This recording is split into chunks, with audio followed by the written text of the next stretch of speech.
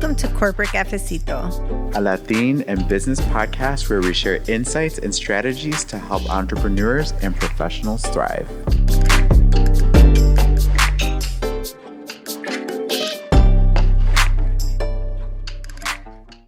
All right, welcome back to Corporate Cafecito. Yo soy Nayeli Suarez Gas. Y yo soy Carlos Butler. If you joined us last week, you saw Mauricio, and we were like, oh no, back in the hot seat, Mauricio, because one of the topics that you talked about, not only in your career transitions, but you talked about being a manager, and you said there's a difference between project management and people management. Yes. And I think one of the hardest things that we do is transition from being a doer to a leader of people.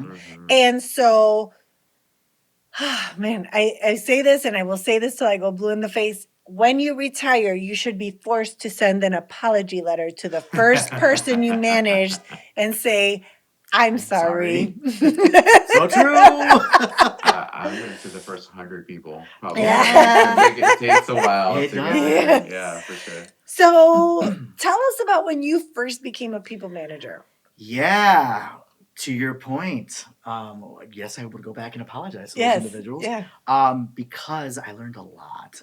So my first official people manager role was when I left higher education and I joined the corporate world when I was working at E18. That was my first time ever managing people. There's a difference also because managing students, like an academic advisor, it's like, all right, these are the classes you need to follow, these are the things you need to do, etc. People, different ballgame, different personalities. Fell on my face a ton of times. Stumbled over my words. Even when like giving feedback, I'm like, oh my God, are they gonna like me? I'm about to give like some really bad news. Oh, you know what? All of that. I think as a first-time manager, you are very aware of like, I want to be liked by my team.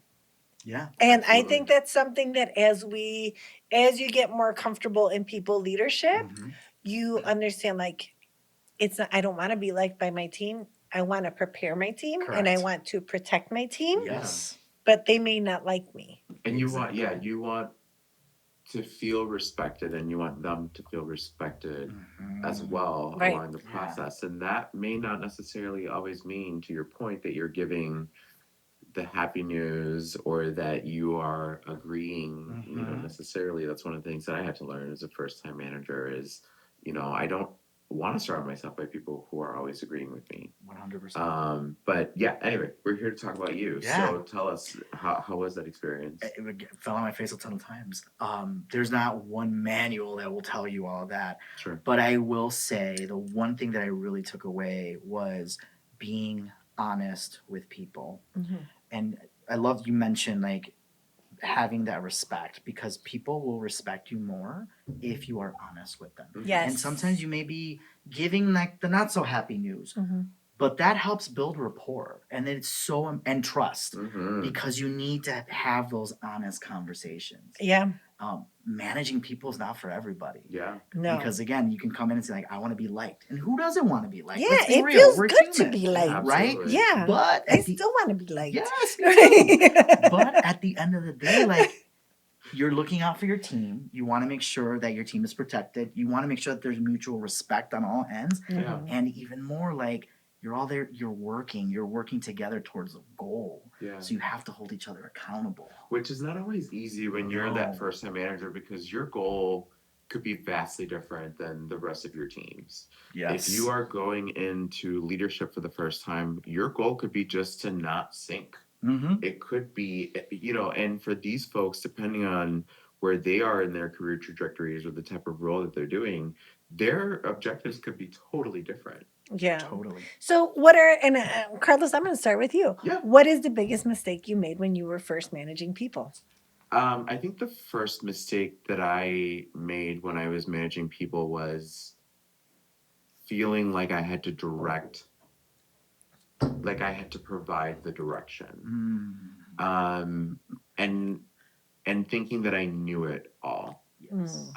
Because I was like, okay, well, I was hired into this position. I was put into this leadership role because I obviously demonstrated a mastery in something. And so therefore follow my mastery, you know, and then, you know, you realize very quickly that depending on the situation, there are people who have much better mastery at this than you, who could probably do your job with their eyes closed. And just simply haven't wanted it. So for me, it was because you mentioned this, you know, in our previous episode, it was about learning to listen. And I still, it's something that I obviously still work through, right? But that was definitely a big, you know, you talk about falling on your face, like that was definitely a big falling on my face moment. How about you, Mauricio? It's a mix of that, like being the person that needs to know everything because you're the manager, people are looking up to you, listening to people, but then also I would say just being honest and having candid feedback conversations and doing it in a very timely way. Because all of us have probably had this experience where you are given feedback and you're like, oh, wait a minute. What is this from? That was 2 weeks something ago. not even 2 weeks ago. That happened like maybe 6 months ago. And now I'm hearing it for the first time. Like, I could have been working on this. And now it's on my performance review. Like, so if you take it even to that level, it's just having those honest conversations. Because again, people want to hear the truth, no matter how good it is, or how ugly it may be. And that is one thing, like one of my biggest mistakes. Because again, that fell into the trap of I want to be liked. I don't want to like break their heart. What about you, Nayeli? I would say probably my biggest mistake was believing that the skill set I possessed, everyone else possessed, and that we didn't have different skill sets. You know, and I think that kind of plays on what you were saying earlier. But it's like, yeah, like I could do it, and like we're on the same team, so you can do it, right? And it's like, no, like I actually think that's a different take. I think that's because for me, it was more about like managing down, whereas for you, you sort of came in with the assumption that we could all do the job. You were like, we can all, if I can do this, you all can do this, right? Whereas like for me, I didn't necessarily take that into account. It was more, I mean, there was some assumption, but for the most part, it was like, I'm not listening. I'm just directing. You know, so I love that. How did you come to understand over the years that was a mistake that you made? You know, I actually, it was one you learn really quick. When you tell someone to do something and then they give it to you, you're like, this is not what I asked for, right? And I think that it was kind of, I had to take a step back and be like, do you know how to like access this? Do you know how to, and then, you know, it also, and I work with even people who are senior leaders and they're like, well, I can do it. And I'm like, yeah. And that's why you're in that position. But those who cannot are not in that position. So, I had to learn like what that, and I did all the assessments and on my team, like what's your communication style? What's your strengths? Like that strength finders thing.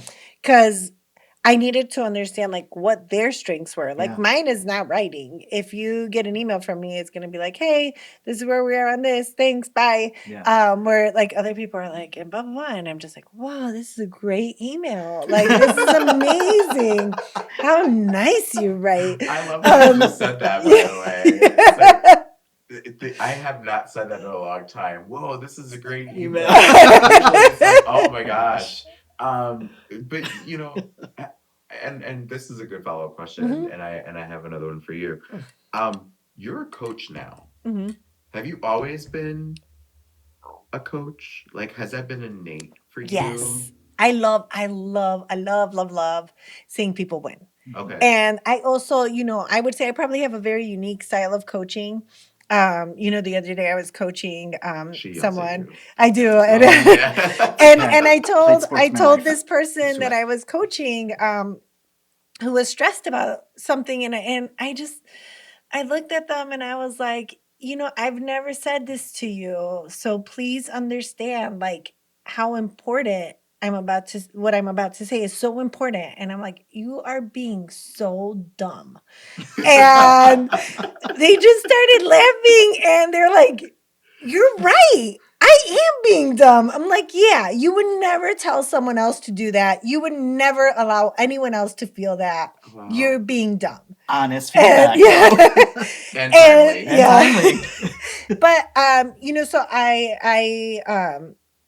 I think that it's important as a manager, and I would say that even in my coaching, like I want that person to do well. I love hard, and I believe in people beyond where they could believe them in themselves. And so when as a manager, I would always be like, yeah, you can do that. And I'd be like, go for that job. And then they'd be like, I didn't get it. And I'm like, but they interviewed you. That means you were in the consideration set. Correct. So now we just have to figure out what box you didn't hit, and then we'll just work from there. Yeah. And I I'm love like, that. but that was amazing. You were even in that interview.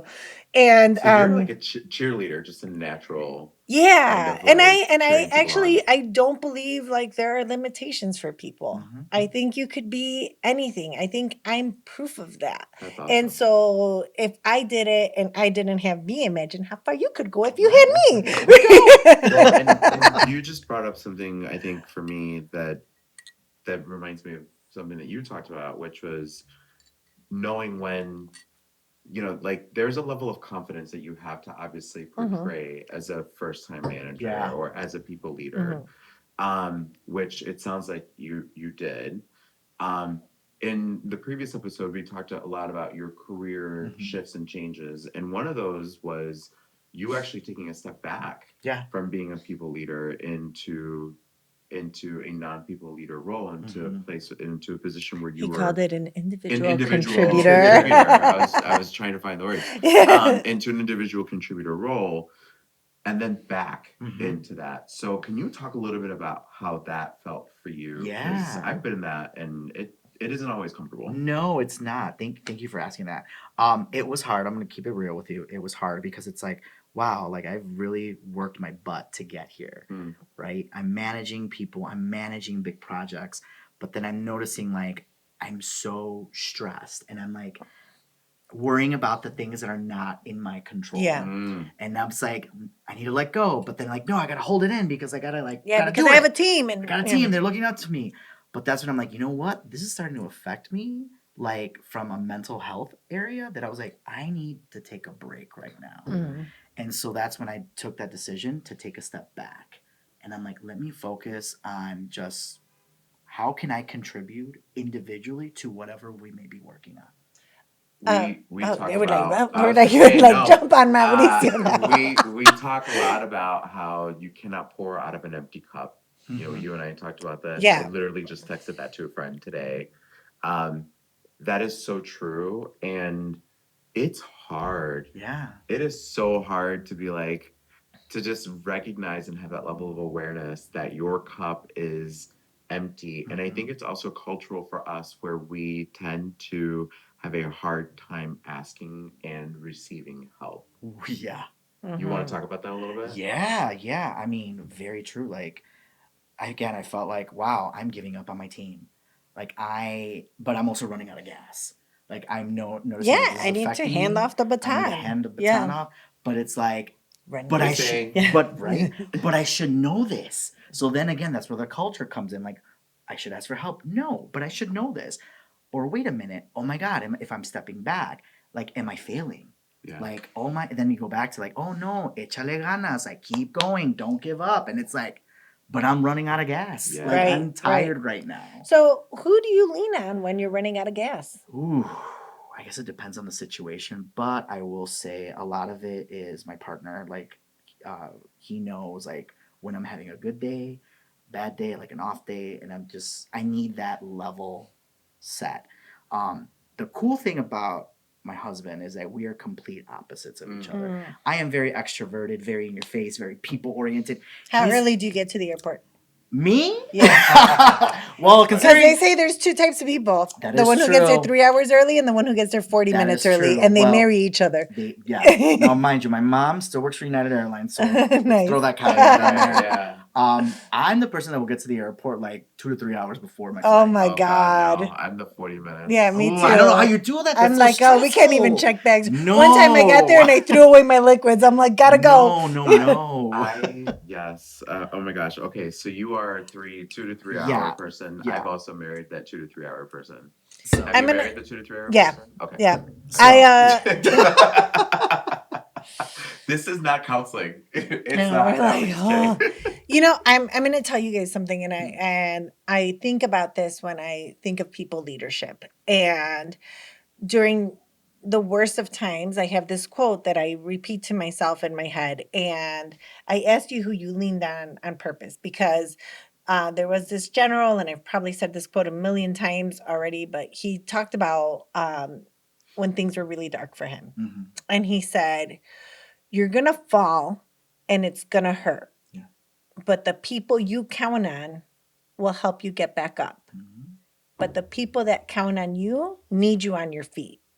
Ooh, And deep. I was like, yes. So every time I've been a people manager, I take it extremely serious that no matter what I have going on, I have to be on my feet when I get to work. Mhm. But can we challenge that a Yeah, little you bit? can challenge it all you want. Because I've been there. And that isn't necessarily always the best place to be in. I think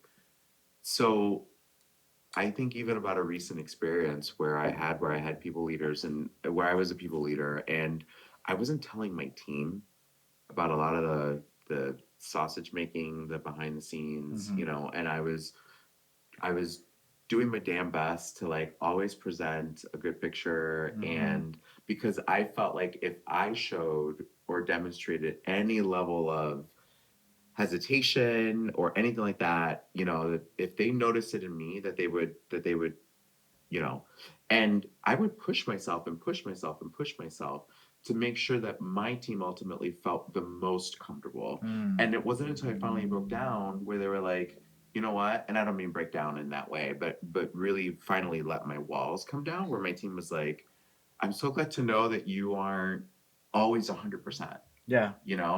But and it's not that I completely disagree, but maybe we're saying the same thing. No, we're not. No? Actually, Okay. I didn't say that. Like, by me being on my feet, it didn't mean I was transparent. Mhm. I have cried with my team. I have told them, guys, today's gonna suck, Yeah. but we're gonna get through it. And at the end of the night, I'll be here when you get back. So now you're just giving me something else to work on. Yeah. No. But I think that I didn't say you have to put on a facade. Yeah. I said you need to be on your feet. And maybe that's a cultural thing that I need to sort of Like, are you work projecting? through, right? Like, yeah. Mauricio, be the therapist Yeah, here. there you I go. mean, I am How do practicing you- I was gonna genuine say, listening yeah. right now. So is there a side that you relate to more on this? Because I think that's I would not to put you in the say middle. I know. no, but like But pick me. I know. oh my gosh, here we go. She's competitive. I can tell you, hey, totally cool. I'd say like I am the person, like I am transparent with the teams that I'm managing, but there's an art with that too. Like you have to like how much can we be transparent? Like to your point, like I need to present something, I want to put my best foot forward and everything, but then maybe like the stuff behind the scenes is not so good. Yeah. So let me try to put that on, but let me still be transparent at the same time. Sure. But then like you find yourself like, oh my gosh, are you constantly doing this? And then there would be times where it'd be like when it was really rough behind the scenes. Yeah. When then I'm like, to your point, like, hey, here's a situation that we're in. Yeah. Yeah. It sucks, but we need to figure it out. Right. So we need to work together. That was a very diplomatic way of making your way through that. Yeah. situation. Thank you. So You thank know, I'll tell you, Magic. I was in a position one time, and there was going to be a massive layoff, massive reorg, massive everything. And I called the other 4 people that had my position, and I said, look, one of us will still be here next week.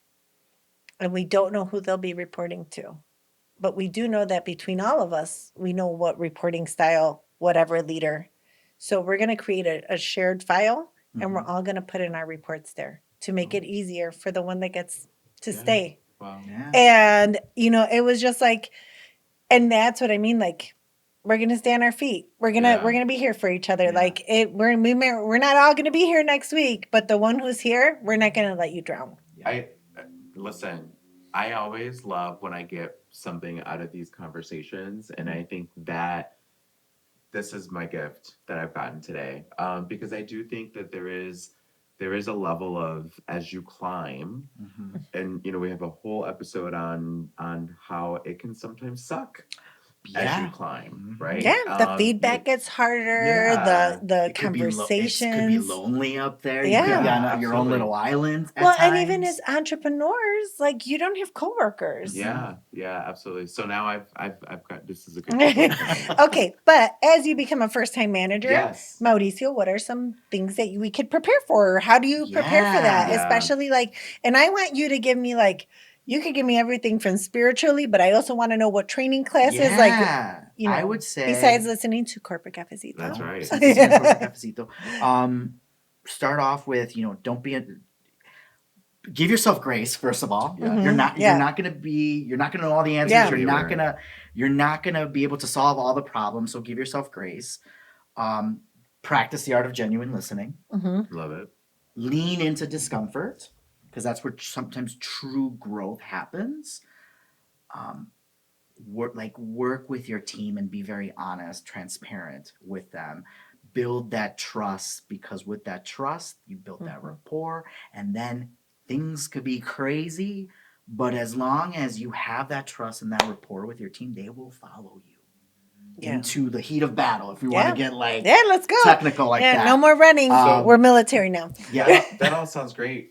How can people get to those places? Yeah, I mean, in all honesty, a lot of it comes with experience, so you might have to fall on your face, but you ultimately can't prevent that all the time.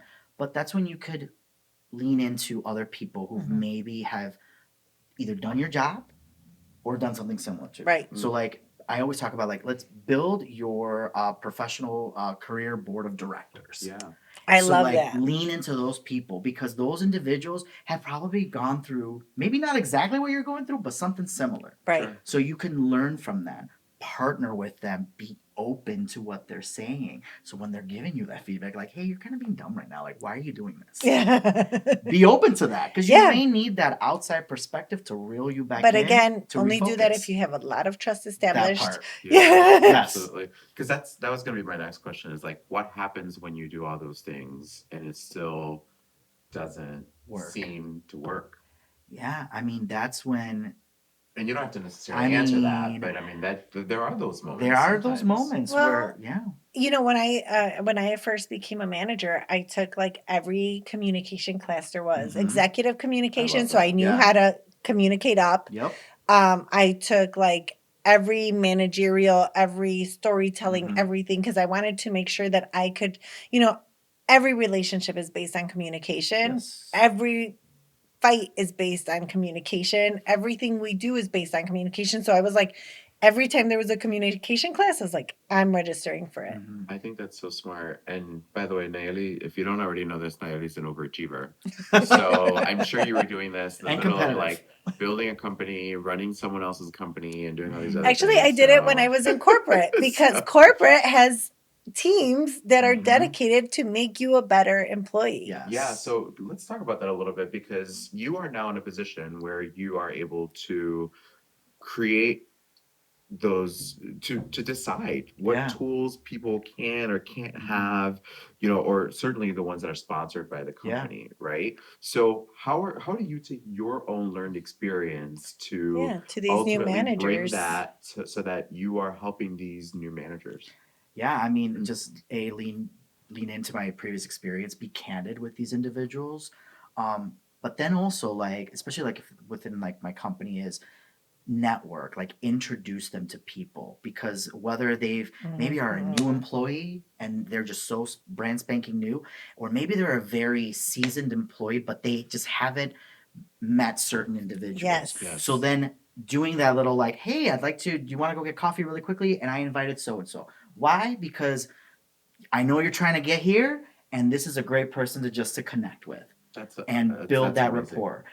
because like I feel like that I know. helped me. I was just gonna say, yeah, tell us it's about a your good- shirt. You know, I'm part of the Latinx ERG at Conagra Brands, and the cool thing about being part of the ERG is we have all these networking opportunities Yeah. where we either bring outside people in, or we do like mini sponsorship, mentorship within the company, where we pair individuals up with That's why it's those it's people. so important to join an ERG, because there's like, it's Yes. like extra resources, or as I like to Yes. say, like even extra cheerleaders or extra Absolutely. managers, like people Yeah. who want to Great see you networking. move up. Yeah. Yeah. 100. And also like with our ERGs is like we do a lot of volunteer work. So for like the Latinx ERG, we partner with like Junior Achievement, where we bring in like individuals from who are, you know, kids who are in high school to say, hey, this is what it's like working in the CPG industry. Mhm. You know, You're seeing like that. comemos palomitas. Yeah, we'll have fun and activities and all yeah. that stuff. But like giving back to the community, you know, doing volunteer work Mhm.